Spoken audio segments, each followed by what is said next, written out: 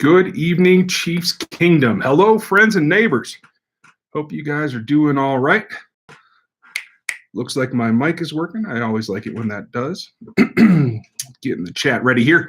Hope you guys are doing well. A week till free agency. We got tons to talk about in terms of what the Chiefs are going to do with their free agents, what might come from the CBA. We'll get into all your questions tonight. If you're new at the channel, this is the Monday Night Q&A. Going to be pretty much a free-for-all. Treat each other nicely, please, so that our Uber mod, Mr. Aaron, does not have to kick you out. We've had a run of fans come in lately that haven't been so nice, so please keep it civil. If you're not a Chiefs fan, welcome. If you want to get subscribed, hit that sub button, the notification bell. Make sure you click it all if you're on mobile, especially. And then leave your comment either in the chat or down below. Leave a thumbs up if you like this one. If you are new to the chat, in particular, hit some question marks before you type out your question. It just helps me dig them out of the chat there. When there's so many people typing things, I will get a little bit behind, and I will try to play catch up. I'll try not to fall as far behind tonight as I normally do. If you do, hit Aaron Morrow, our mod, up for that, and he'll make sure that I see something that I missed. A couple of updates. Got some new changes for you. I am working on the memberships. They are coming.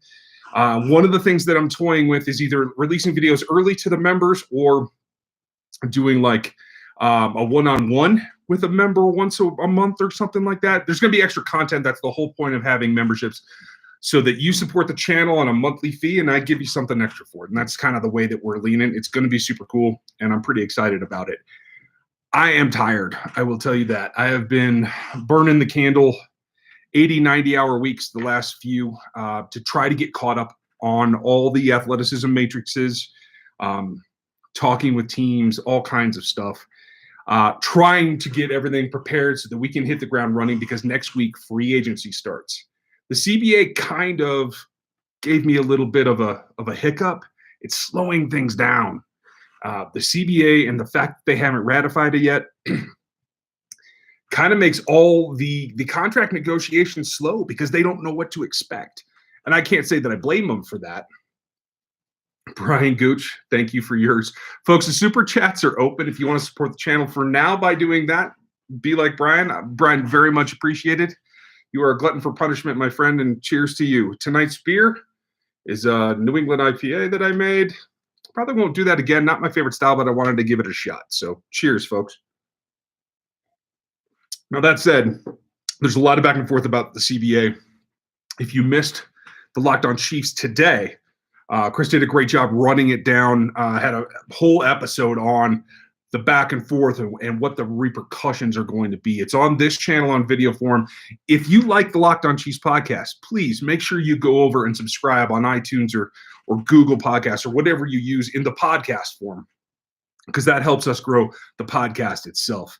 And that's not just me. That's where you get all of your most of your guests, and you get Chris's input, so we have some back and forth. So I appreciate if you guys would check that out as well. So before we get into the questions, the CBA, I still feel, is going to get ratified, because I think it's better for the bulk of the players rather than the few. But it looks like there's some litigation going on against the NFLPA by Russell Okung and some of the players, claiming that they're not being represented the way that they should. And that's completely up to them. If that's how they feel, then that's a legitimate right. That's what the union is for, is to represent its members. So I'll be very interested to see how they all come together, and if they all come together, and what it can do. That said, that's my general thoughts for tonight. We'll get into the questions, because I saw a couple pop up already. Thank you, guys. And we will just go from there. The first one is Austin Hardy. How are you, Austin? Marcus Mariota's backup. Yes, I've mentioned this a couple of times before. I think Therese Paylor mentioned it as well on the Yahoo NFL podcast. I like the concept.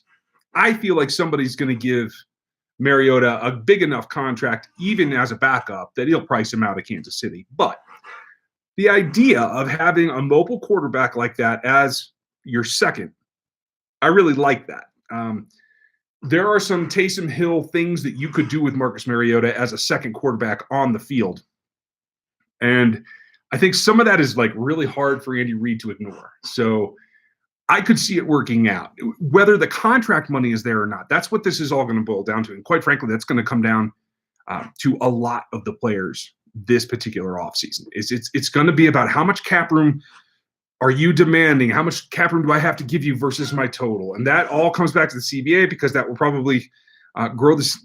If the CBA is ratified, they'll probably get some relief there, and they'll get more money to spend, and that will help them bring back some more. So I like the concept of Marcus Mariota's backup in Kansas City.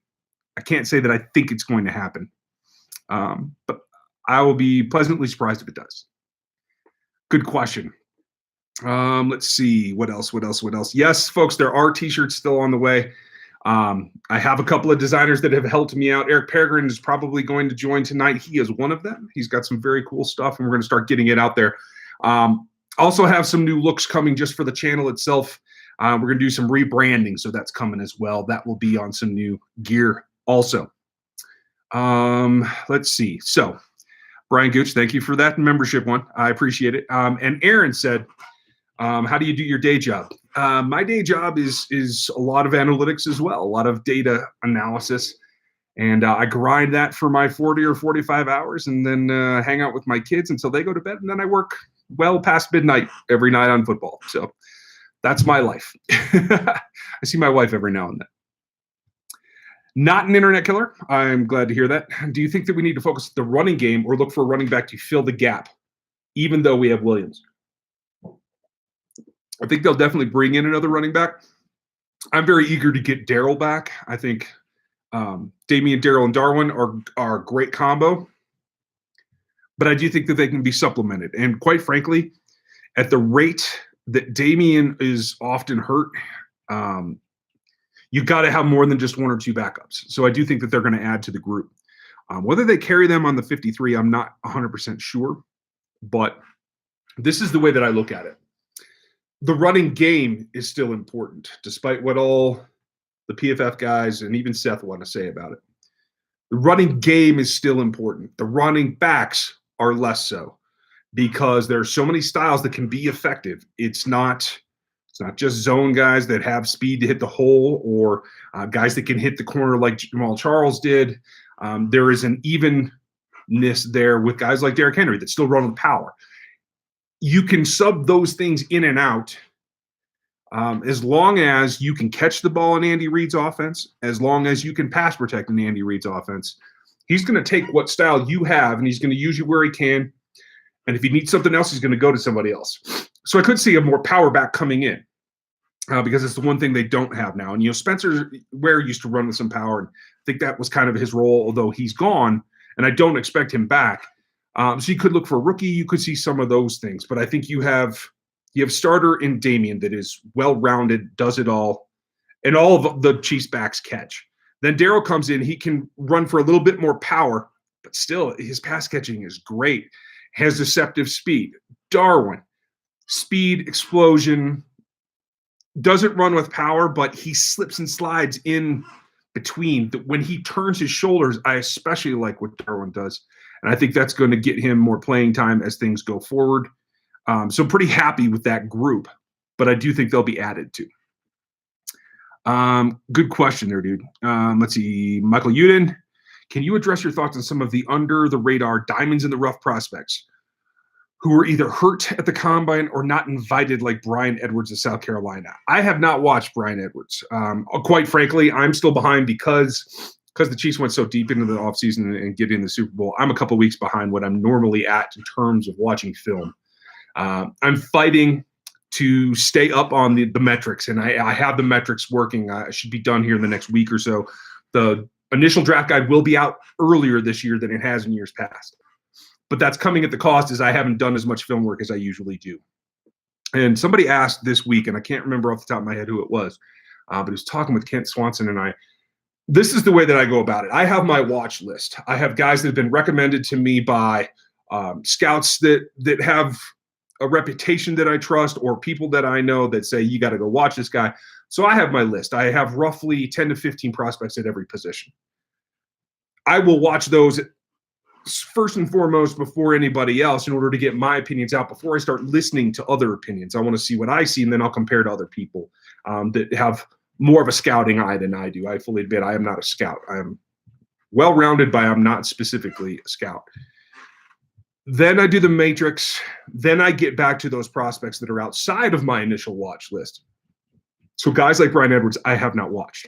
But guys that didn't run, you have the big ones. I can't blame them for not running, especially with the change in schedule this year. You know, the Chase Youngs, those guys. But there are a number of second-day guys in particular that I think may come up. I don't have them. I don't have the matrix up in front of me. But this is the bigger deal to me because nobody plays in a straight line all day long on a football field, right? Even receivers that are running go routes all day long, they still have to change direction from time to time, right?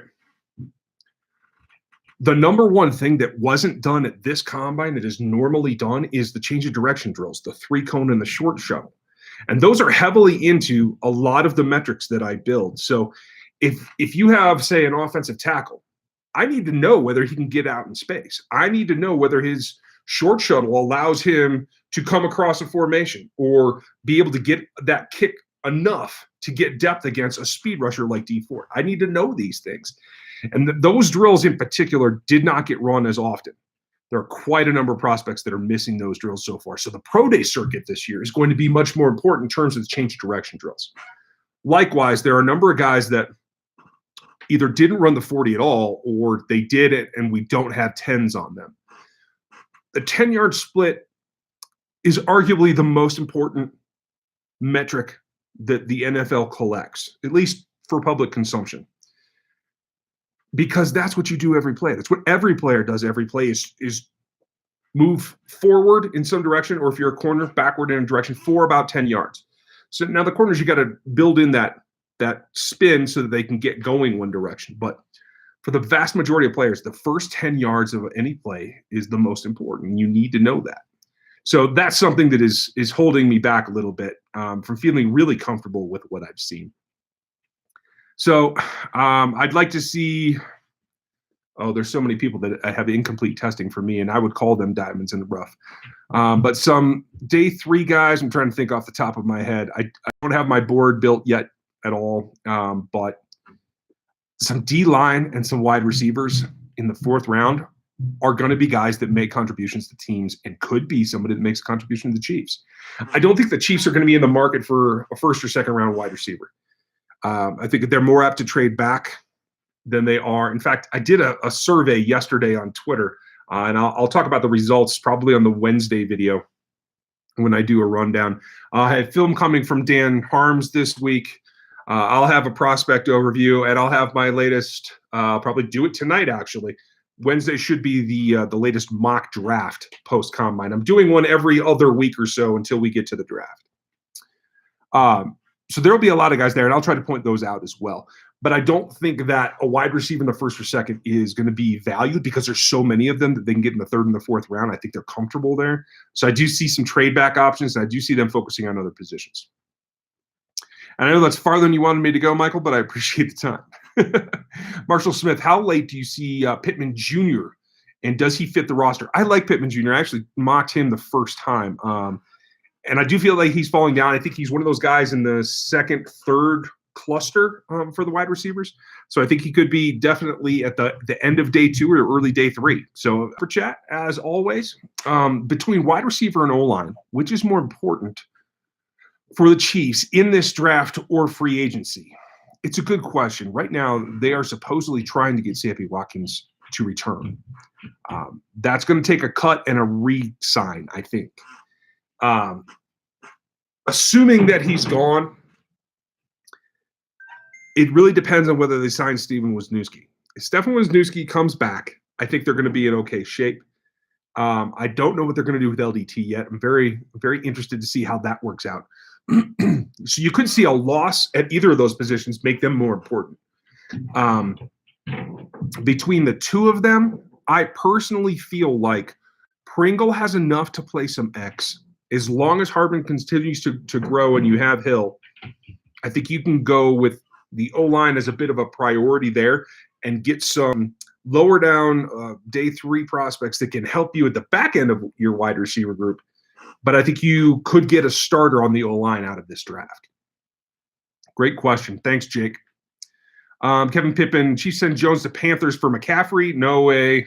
Never going to happen. I'd love it because I like the way McCaffrey works, but no. The Panthers aren't going to give him up, and if they did, they would want multiple draft picks. It won't be a player for a player. I think the team that trades for Jones, and I do think there will be interest. I do think the Chiefs will be open to it. I think Miami's at the top of the list. Maybe Buffalo, certainly Cleveland.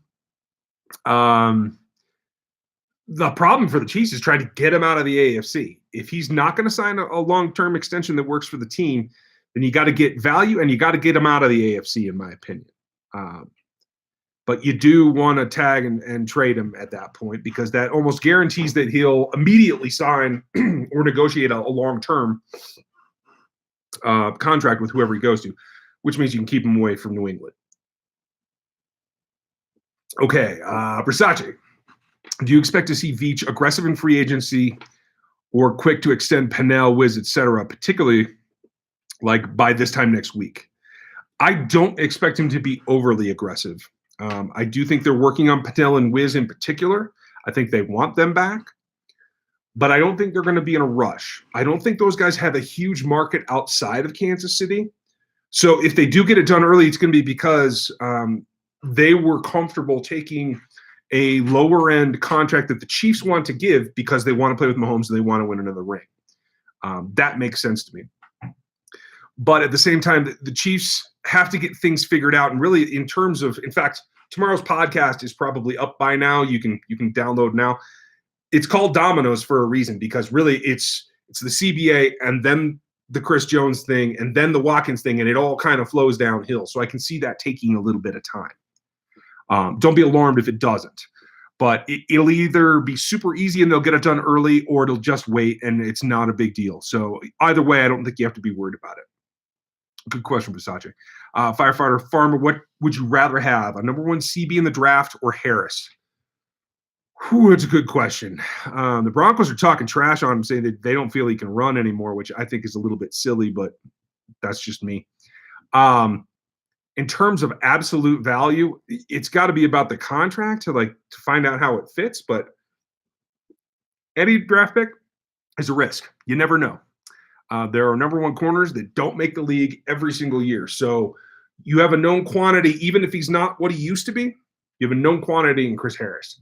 So, but that said, I wouldn't give up my number one pick. But no, I honestly, quite frankly, what I'd like to have is that either Christian Fulton or Trevon Diggs is available at 32 and they signed Harris. I'd like to see both of that. I think there's so many corners that they need in order to be successful in the secondary. I think you need both a high-end draft pick, not necessarily 32, but I would like it, as well as a decent free agent. Let's see. Aaron, do we try to bring Poe back on the cheap? No. I don't think Poe has shown the explosiveness that he did early in his career. I don't think he's a gap penetrator anymore. I don't think that he can do what Spags wants to do. He can take on double teams, but that's not what this defense is built on anymore. They still get their fair share in there, but not enough for the price tag, in my opinion. I don't think Poe returns, Aaron. Good question. Eldrick Smith, if the new CBA goes through, do you think that we sign Jones and tag Watkins? That's an option. I don't think they want to tag Watkins, though, because that's going to be like a 14 mil tag. 14 for 1 year is still way too much for what he produces. And I don't think his market on the free agency is going to be that big.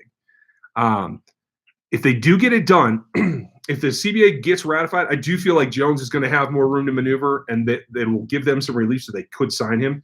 So I do feel like that helps the Chiefs retain Chris Jones. Good question.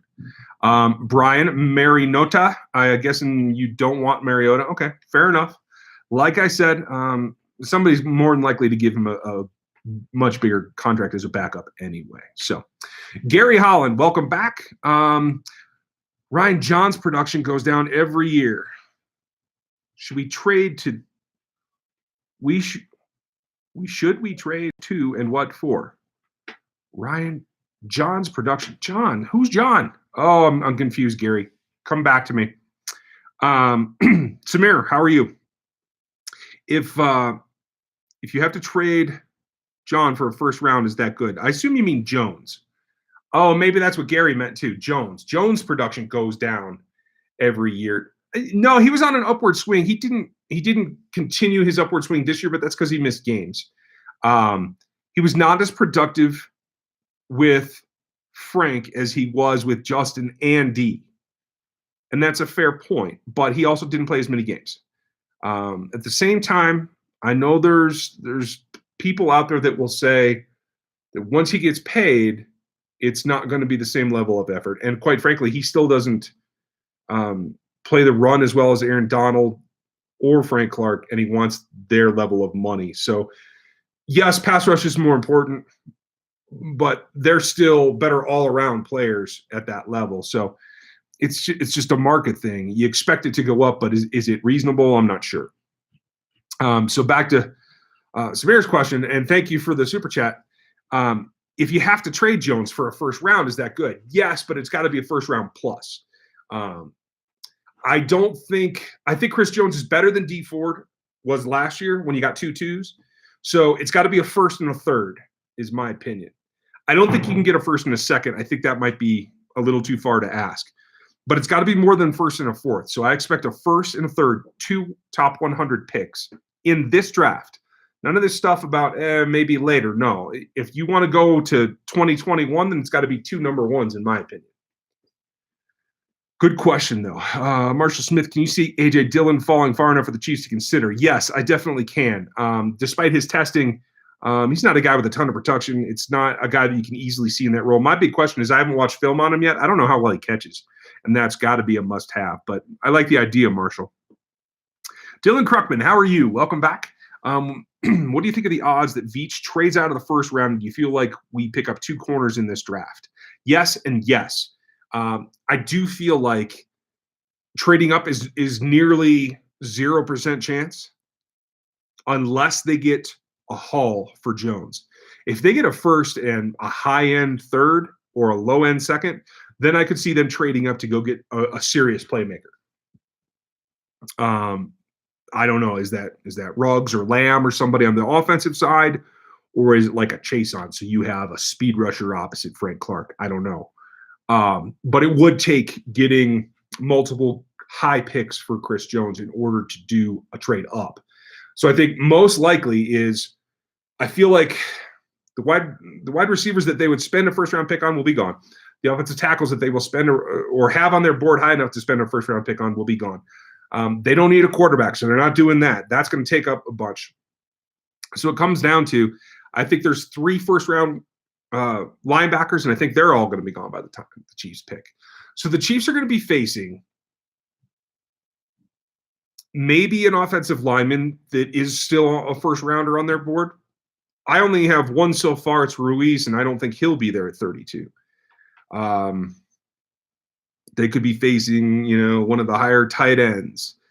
I don't think they'll go wide receiver with 32 because even if there's a guy that they like, I think Jefferson right now is probably 4. I'm sure he'll be gone.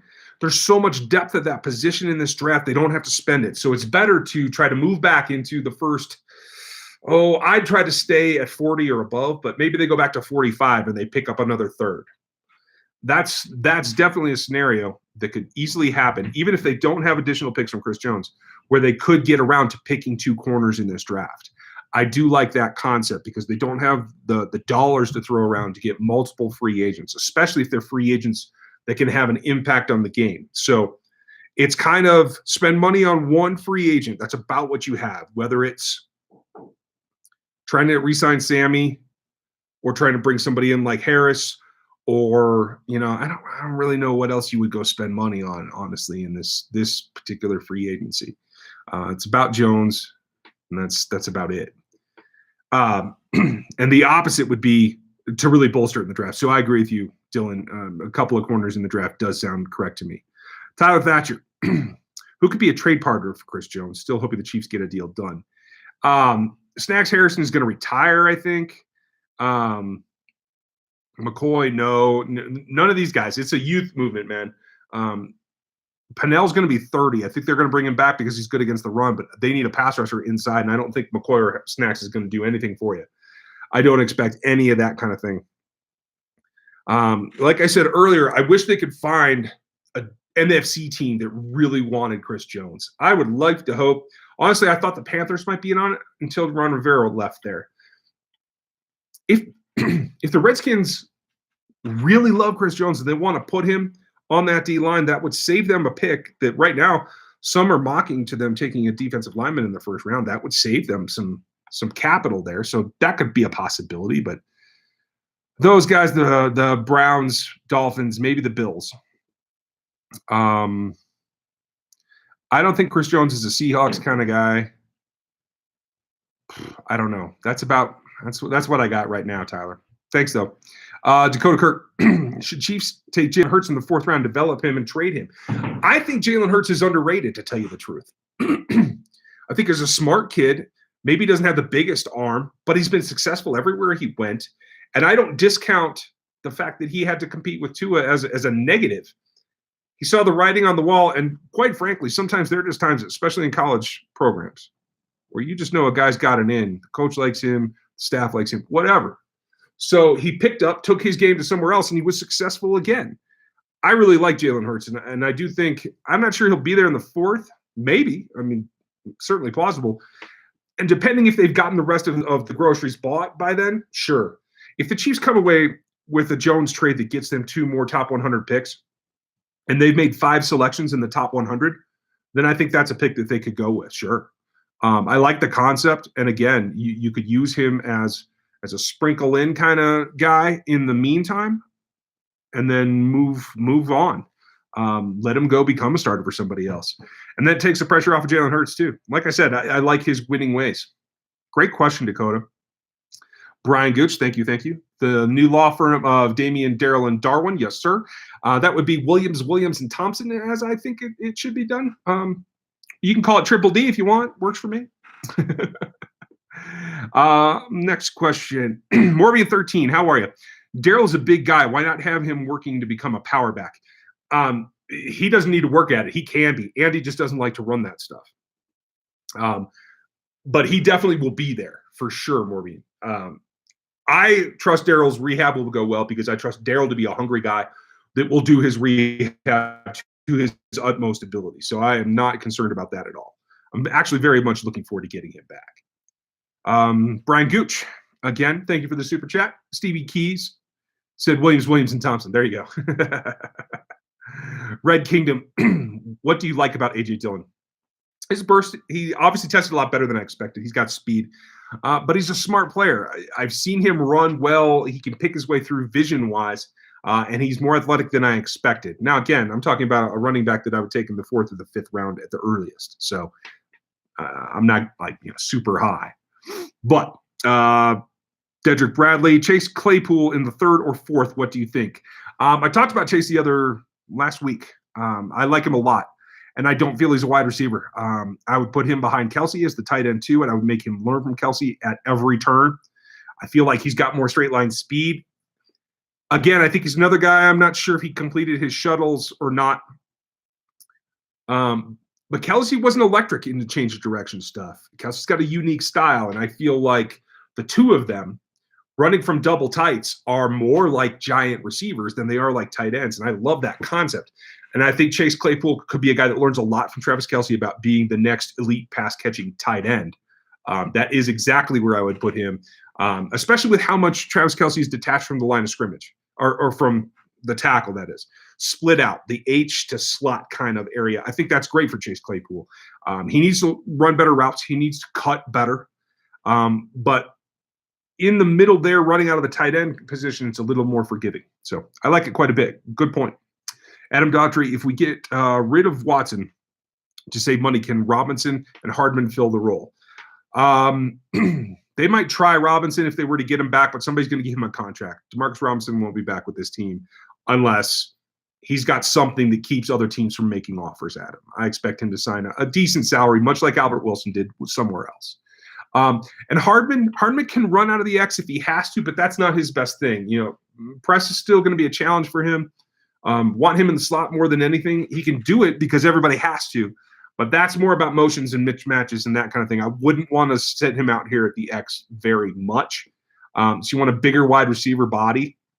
And like I said, there's guys that are going to be in the second, third, and fourth rounds that could fill that role pretty easily. Let's see. Next question, Jeremy Jones. Oh, scrolled too far. Hold the phone. I did it again. Isn't that always the way? There we go. Caught up. We cut Watkins. Can Pringle take on the role in slants, drags, and digs? Yes, Jeremy, I definitely think so. And I'm looking forward to it. And I know it's not a thing that you look for in wide receivers, but he blocks well. So he's not afraid of contact. He can get off a press. And I do feel, especially the slant and drag thing, like that's going to be his stuff. I think he's got to get a little bit better at the route running. When I looked at his college film, and, he hasn't had that many targets in the pros. In his college film, he rounded a little bit too much for me. I would like to see him get better at that nuance. And I'd like to see him be able to get better at stacking the corner on his outside. He's got to know when and how to bend those routes in order to get what he wants. And I think he's coming along. So I definitely feel he's somebody who can do that. Brian Gooch, thank you again. Another super chat. You are the man. Okay, I will have a sip. Thank you. I do get going sometimes. I apologize. I'm sure you guys get tired of just listening to me rant. Curtis Douglas, with the rumors of them thinking about moving the combine, how do you feel about the possible change in the numbers because of different turf field conditions? It's definitely a possibility things will change. Every surface is a little bit different.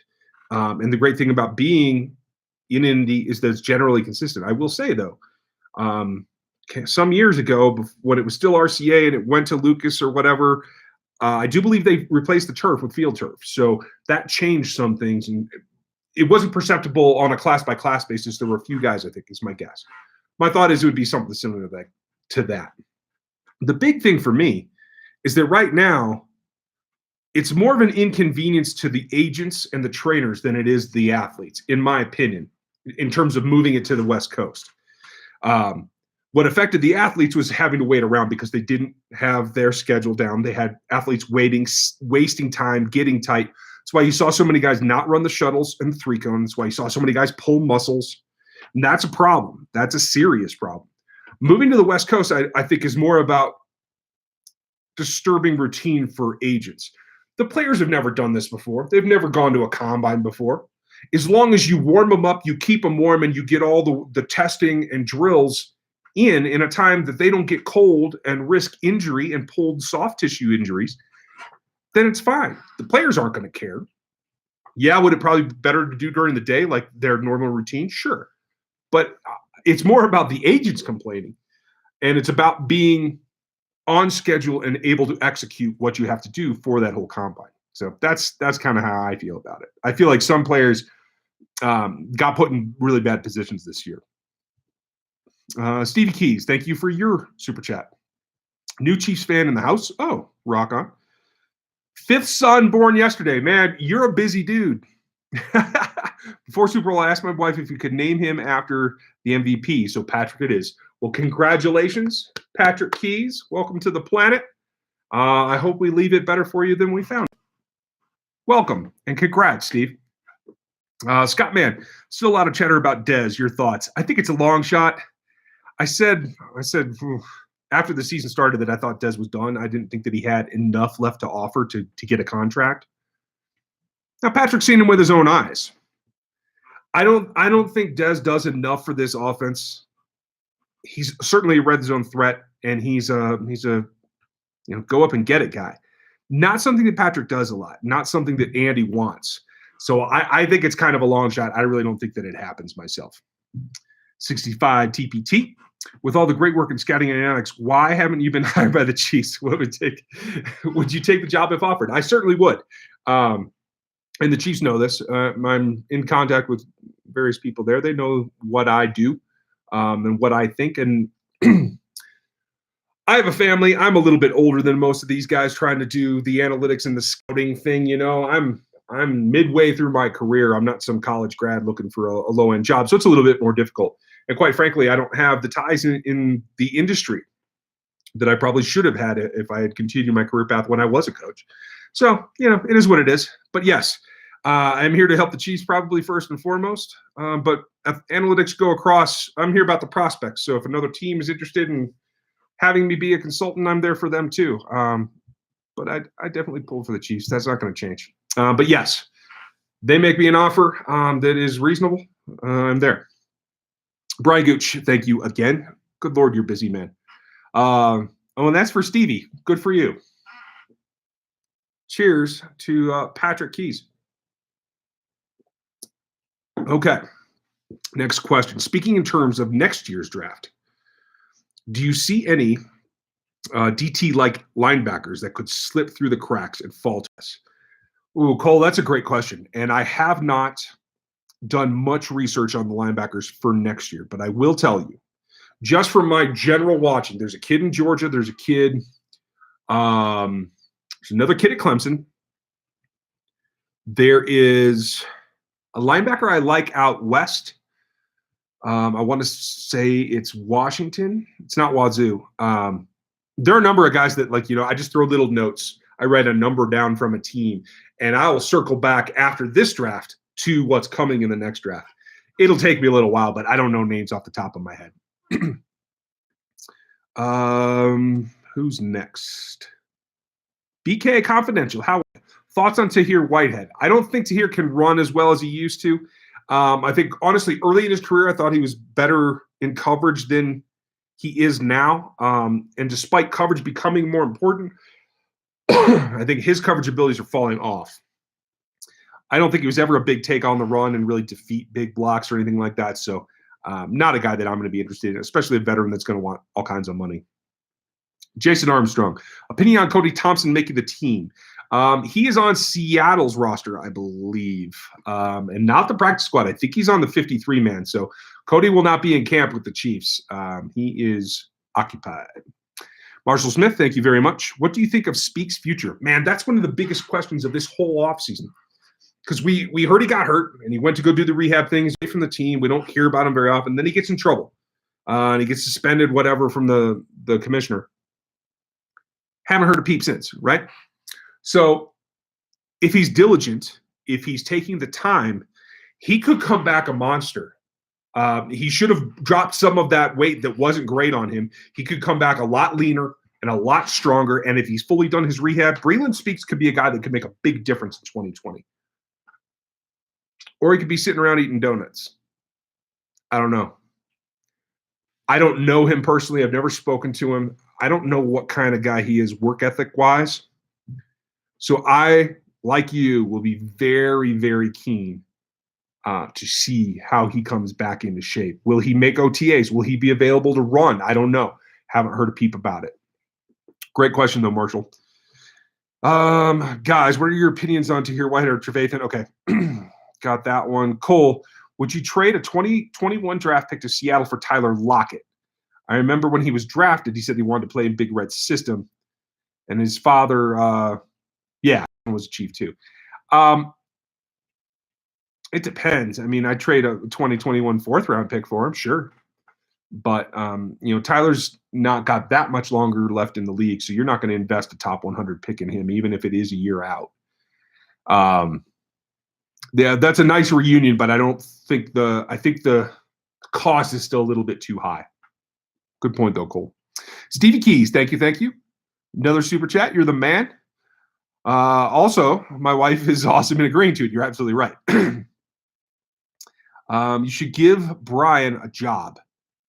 He's paying the bills around here. Yeah, you're not kidding, Gooch. Yeah, we're going to have to find something for you to do, dude. You're killing it. Stevie, thanks for pointing that out. Aaron Morrow, who are the two possible corners you were thinking of drafting with the extra second and third? Okay, so I like Diggs. I like Terrell. Gladney's okay, but most people are higher on him than I am. I don't like his play strength that much. And if you look, he only gave up, I think, one touchdown his senior year. But he got beat on a lot of plays by guys that are bigger, stronger than him. He's going to find all kinds of that in a guy named Cortland Sutton, guys in not Oakland, Vegas. So I'm a little questionable on that. I like Troy Pride. Names are escaping me at the moment. Yeah. I'll have to go down the list for you. Give me 2 seconds and I will look. While you guys are waiting on me for that, I just want to tell you about, we're going to do a huge mock draft for the Locked On Chiefs podcast for the whole Locked On network. So keep an eye out for that. That's coming in the next few weeks. So obviously, Christian Fulton's at the top of my list, Trevin Diggs. As we go on, Bryce Hall is a second-round guy that I like. Troy Pride in the third probably is my guess. Day 4 guys might be Lamar Jackson out of Nebraska. Oh, I also like Darnay Holmes. He's a nickel guy. He's undersized, but he'll be like, I think, a third rounder that I really think could fill that slot role if he had to. So there's a couple of corner names. Haven't done all the film on them, but I'm getting caught up. Oh, and I lost my chat box. Hold on a second. There we go. Good question, Aaron. Let's see. Next question marks. And folks, this is what I mean. Like, I'm scrolling to see who has question marks at the beginning of their comment, because that's how I find them the easiest. Let's see. And I scrolled too far. There it is. Scott Man. Is there any news on Thornhill? Yes, he definitely had surgery. And I think he hit Instagram with it when he came out of surgery, said it went well. Haven't heard anything about his rehab. What we did hear is that he will be available. He's supposedly going to be available and on track for camp, but he may just be getting back. So he may not be able to participate in camp other than, on the side, light jogging, that kind of thing. He may not be ready for week 1. We just don't know. So there is a specific possibility to make sure that you have somebody that can do his role as well. Oh, Curtis Douglas, good point. I forgot that's a Parcells quote. Yeah, sometimes I get lost in some of the terminology that I've heard over the years. Aaron Morrow, you're supposed to be raking it in, not throwing it out. Thanks, buddy. Let's just make this a record night. Okay, nice. And that's a great way to put it. For all of you that contribute to the channel, all of you that come watch the videos and particularly participate in the chats. Aaron likes to call you guys rogues, and I think that's great. That's going to be one of the membership levels, is be a rogue. I think that's super cool, and I'm glad that you mentioned that, Aaron. But to your question, what do you think of a possible top-tier safety as a first-round pick like Delpit or McKinney? And that's a fair question because I think Delpit's going to be there. What is your first-round pick that is actually plausible? You saying I have implausible first-round picks? I do think Delpit will be there, and I think that it would be an intriguing pick. I feel like I hear a lot of people saying that teams have him coming down, and some that never had him as a first-round pick in the first place. So he may be a second-round guy, and maybe even later in the second round. And so the question is going to be, can he do the things that he needs to do? And with Sorensen still on the roster, and I don't think they're parting ways with Danny Sorensen. With Badger there, you're not going to play box safeties. You're talking about guys that can play free, that can roam the deep middle, especially with Thornhill still hurt, and if they don't re-sign Fuller. So that's what you're looking for. And I don't think Grant Delpit's that. I'm not sure McKinney is either, honestly. I think this whole safety group is slanted towards the guys that play up closer to the line of scrimmage. So a plausible pick is going to be one of the second group of cornerbacks, like Trayvon Diggs, like A.J. Terrell, possibly one of the linebackers. And I think that the league is probably not as high on Patrick Queen as everybody else is. I think Draft Twitter's kind of blown that out of proportion. So I do feel like he might be there at 32. That is definitely a possibility. But I will say this. I definitely like his partner in crime at LSU, Phillips. I like him in the 4th or 5th, probably the 5th. And I think you get a good player there. So keep that in mind as well. Gooch. Once again, you're the man keeping the lights on around here. Okay, actual question would be, is it possible to give Jones a contract where he counts little against the cap year this year with the CBA looming and big next year? Not really. Because it's the last year of the CBA, there's this rule that if you sign a new contract now, you can only jump 30% from your first year salary to your second year salary. Right now, Frank goes from like I think he made 900 grand this year, and Frank goes up to like, I think it's 18 or 20 next year. That's a huge jump. You can only go 30%, right? So that's not going to allow that to happen. The structure this year, because it's a cap year, is going to be different. So really option, I think, for getting a long-term extension done for Chris Jones is to get the CBA done and signed and over with so you know what you had to spend. Honestly, that might be the only way that it gets done. Math Eats Disciples, how are you? What do you think of Wyoming linebacker Logan Wilson? He should surprise you on film because he surprises a lot of people. That's a great point. He is a guy that is a third-round linebacker for me. He is in the second group. Malik Harrison is a mid-second to me right now.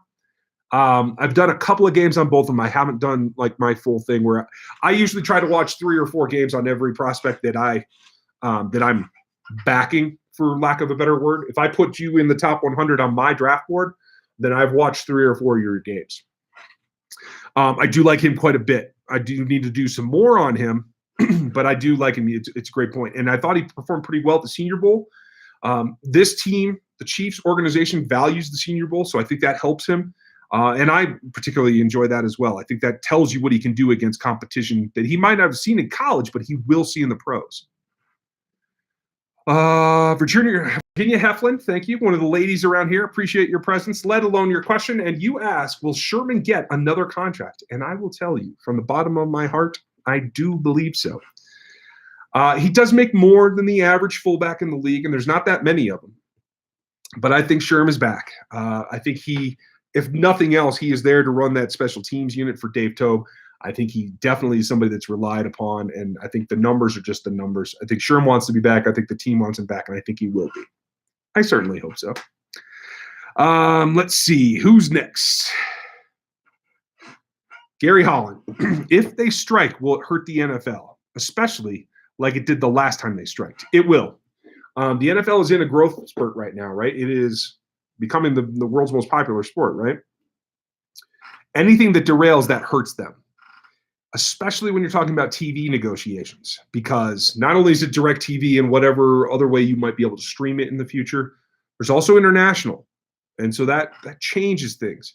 So yes, the players do have that in their arsenal. I think they should consider using it if they really want things to kind of balance out. But I think the owners have done a good job in making this CBA appealing to more than half of the NFL players. They know, I mean, it's very strategic. I think their lawyers and their strategists know that the NFLPA, to ratify that, has to get 2/3 of the executive committee and then 50% of the players at large. That's not that difficult. So they bottom load it, knowing that 65% of the players in the NFL make minimum contracts. They're working class dudes. And for them, this particular agreement is good. So they're going to get those votes. I do think that it passes, and I think the NFL was smart about the way that they did it. I think there are some legitimate gripes the other way. I think there should be at least a 50-50 split in terms of revenue. Jumping up to 48.5 is a big jump. $5 billion over 10 years or whatever it is, but it's still not 50-50. And all the risk in terms of day-to-day operations is on the players. Yes, the owners are on the line for the stadiums and all that. And that is a significant risk as well. I'm not trying to downgrade the owners' needs there. But players have short careers, and they need to get all they can get, and I think that's what the NFL is relying on. I think it's going to work for them. Good question, Gary. Mr. Drake, I cannot pronounce that correctly, your first name, so I'm not going to go there. Thank you for all you give to the kingdom. How do you envision John Lovett's role next year? I think he provides quite a weapon for Andy and diversify an already explosive offense. I completely agree with you. I see, quite frankly, a use chick kind of role without lining up in the backfield so much. Like, he'll do it a little bit, I think. And I think you can use him low drags, medium crossers, seams. I think that's what John Lovett can do. When you saw him work out in his pro day, when you saw him in preseason, that's a lot of what he was doing. He made some plays. He hit the wheel route a couple times. I agree with you completely. I think he's a weapon. He's a guy that I am looking very much forward to seeing. And I don't think he's a true fullback. I think he's an H tight end. Travis Kelce, Chase Claypool, and John Lovett, I think, can be a pretty formidable tight end group. Jeremy Jones, could Dez be used as a second tight end? Nah, he's a wide receiver. He won't do that. That would be kind of a slap in the face for a guy with his pedigree. Brian Gooch, thank you again. Without a middle ground, does Veach night the bullet and talk the Colts to have cap space for Jones and picks? Maybe. I don't think that the Colts are going to be in on him, quite frankly. I don't remember Chris Ballard being huge on him, and the cost is going to be so significant. I know the Colts have a lot to burn, and I know they like athleticism. I'm just not sure that Chris Jones is going to be their cup of tea. I could be wrong, but I'd certainly be making a call. I mean, first you're going to hear that the tag's going to go on. We've heard that. Then you're going to start hearing that the Chiefs are open trading. Then you're going to hear about the CBA, and hopefully they get a deal done. If they don't, that's when the lines will flood. And I don't think that Brett Veach is going to have to be making calls. Lucas Clemens, will Dirty Dan be a cap casualty? I don't think so, especially if Juan Thornhill has to miss time. I think that means you're going to have to play with Badger back more.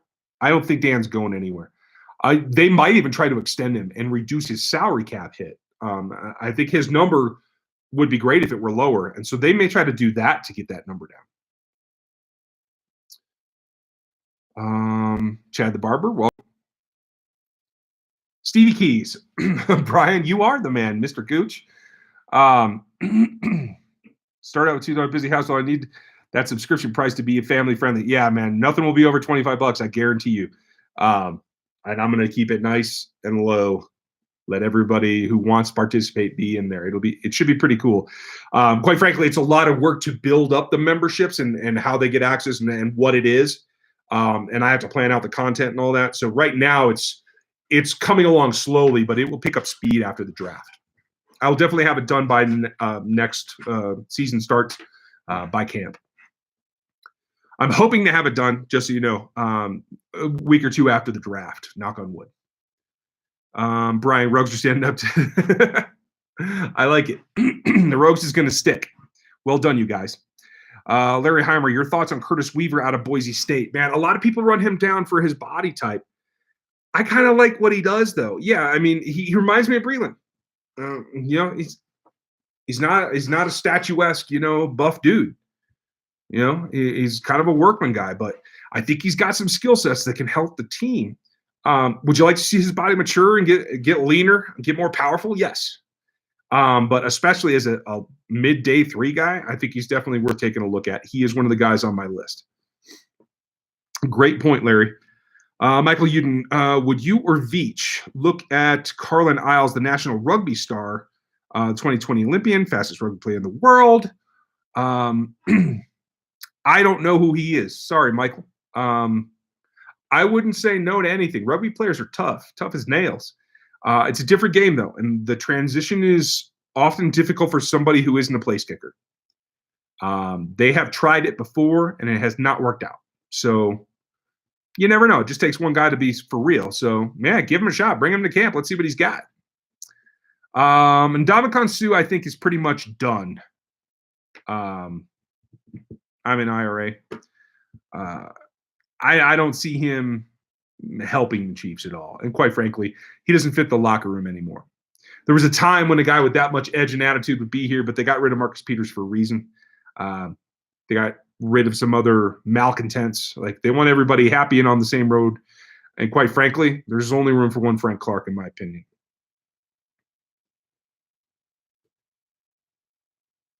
Prayer Warrior.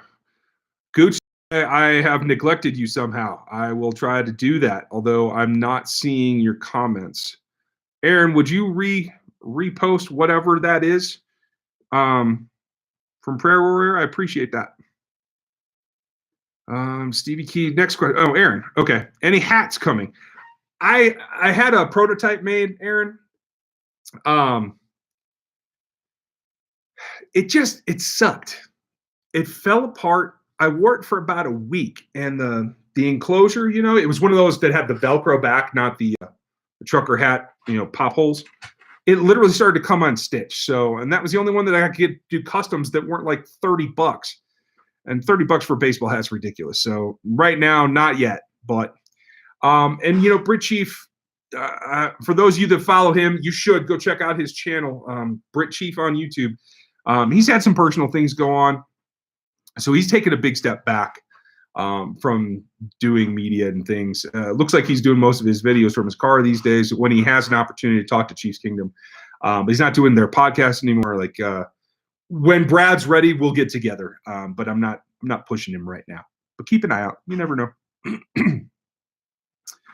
Chief 70, thank you. Appreciate the super chat. Hopefully you got a question here. Prayer warrior, there you go. Trying to find that. What's up with these money tabs I'm seeing?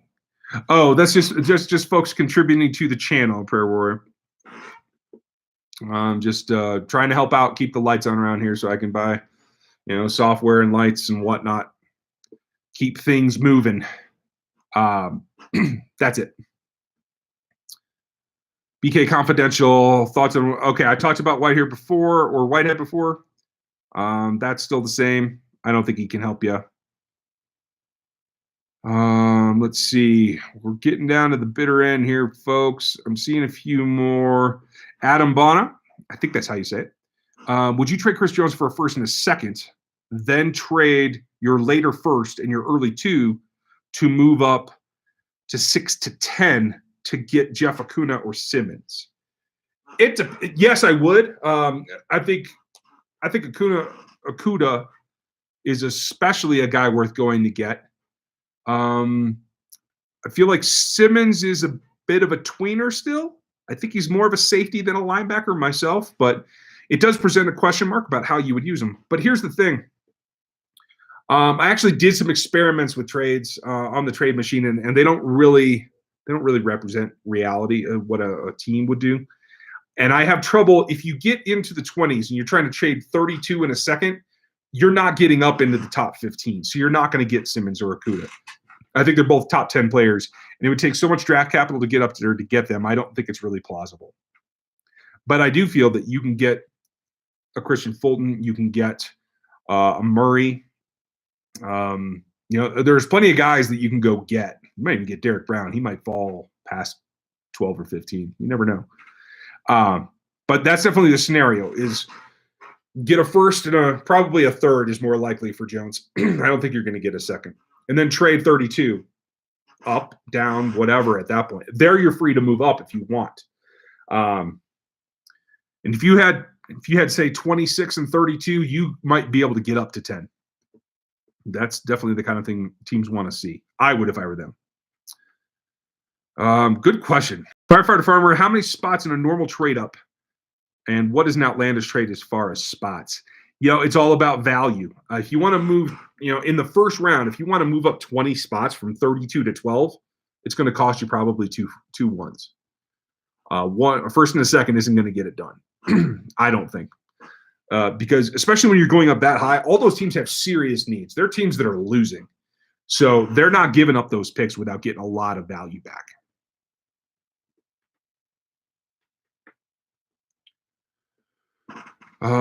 Brian Kuchkin, you're killing me, man.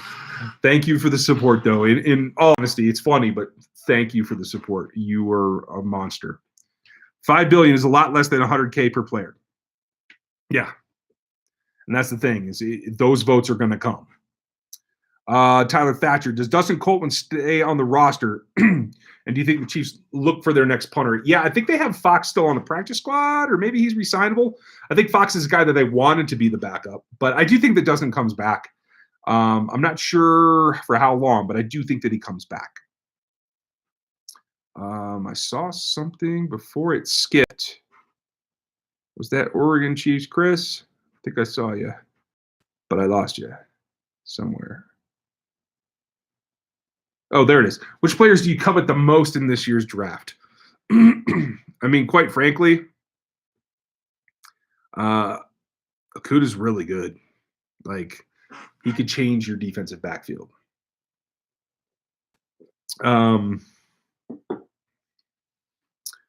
Brown's a force. I don't know that he fits with what Spags wants to do so much, but I do like him.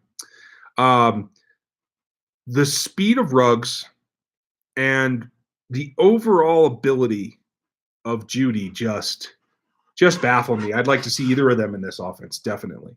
But I will say this, the kid, the speed demon that's he's a freshman or a sophomore. I can't remember his name right now. I think he wore 17 for Alabama last year. Like, he's like the fourth receiver on that roster, and he's going to be the best of all of them, I think. But I want speed that can run routes in that position. So I also like, who is that? Is it Wirfs? Yes, it's Wirfs, not Wills. I like Wirfs. I like the way he's put together. I'd like to see him get into a serious strength and conditioning program in the NFL and see what he can become. Great question. All right. Streamer Gods, what is in your mind a fair trade value for Watkins and Jones?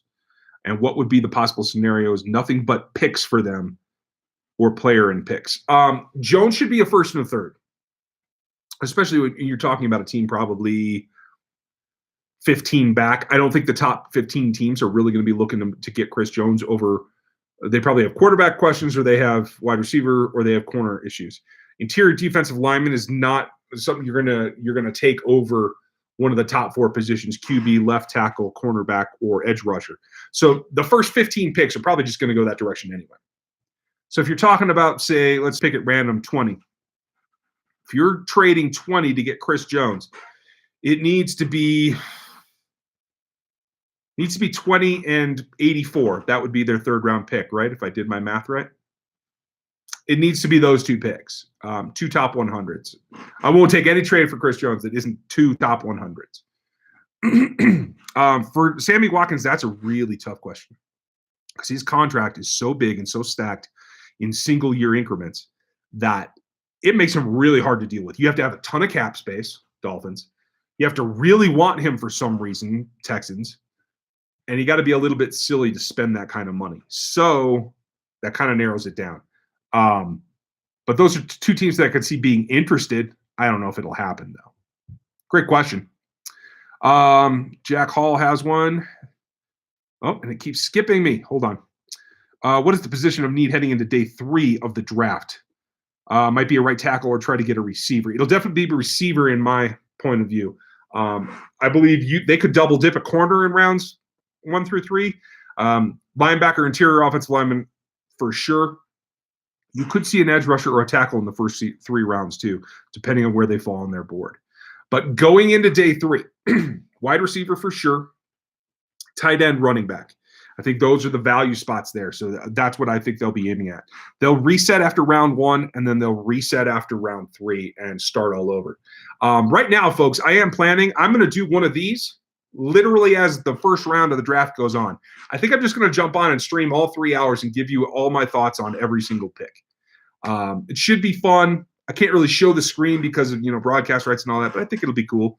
And it's a good way for us all to hang out while the draft goes on. Stevie Keys, thank you for yours again, man. You're on fire. You're like Brian tonight. What's the farthest you trade back with our first round? Far out of the first with our first round pick. Would you try to trade back multiple times? What would that strategy be? Okay, if they don't get a trade done for Chris Jones, and we're only talking about 32, the farthest back I would go is 42. I want a top 10 pick in the second round. No farther. And I would demand a 4th round pick. I won't do it for less than that. I would expect for those picks to probably get a 3rd as well, because that team is getting the first round option by getting to pick 32. Now, if they get a Jones trade done, then you're talking, say, they have 24. I can't remember who's at 24, but we're just picking at random here. Now, if they have 24, now I'll trade 32 back all the way to 50. And I'll pick up another pick. Hopefully a 3rd, maybe edge 4th. I might trade back again because I think you can get solid players to contribute on special teams and depth guys in the 4th and 5th rounds this draft. So that's okay to kind of leapfrog back, as long as that 26 buys you a guy that you want, or you trade that back too into 34 or something like that. That's my thought, Stevie. Okay. Okie Buckeye. Oh, crap. We're over time. Sorry, guys. We'll finish this up with just a couple here. This year, every team gets a franchise and a transition. Is there any one value enough to keep the transition on? Not really, because you don't want Sammy's contract. That's the problem. So I don't think that it happens. I don't think Robinson's worth it. Maybe Fuller, but I don't think so. I doubt that it happens. Carson Staten Jr., what's your opinion on the tight end position? It needs work. I like Yelder. I'm not a huge fan of Bell, but I think that they need solid backups. That Travis Kelce's almost 30 years old. They need solid backups that can take over eventually.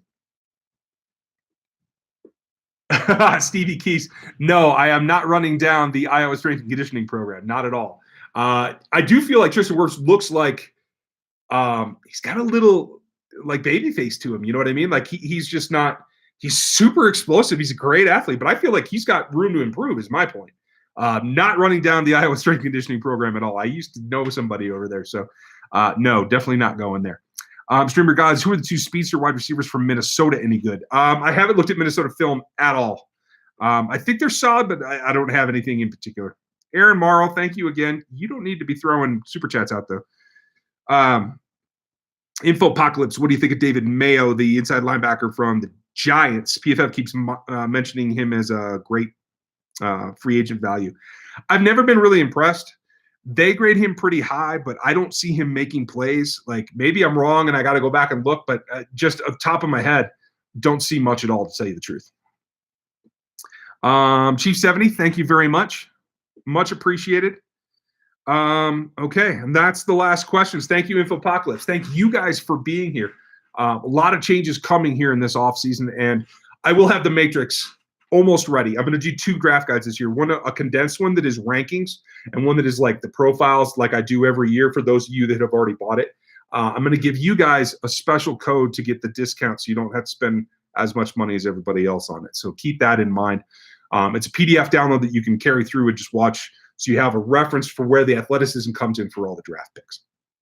I appreciate you guys and everything you do. Brian Gooch, Stevie Keys, Gary, of course, Aaron Morrow. Give our mod the hand. Have more videos coming this week from me, from Dan. Looking to add some new voices, some new contributors to the channel too. Let me know what you guys think of the podcast. Do you want that back on the other channel? Do you like it here? Input is welcome. If you're new here, hit that sub right now. Click that bell so you know when something new comes. Leave your comment below and thumbs up on this guy. I appreciate you guys as always. And if I don't talk to you till next Monday, I'll talk to you then.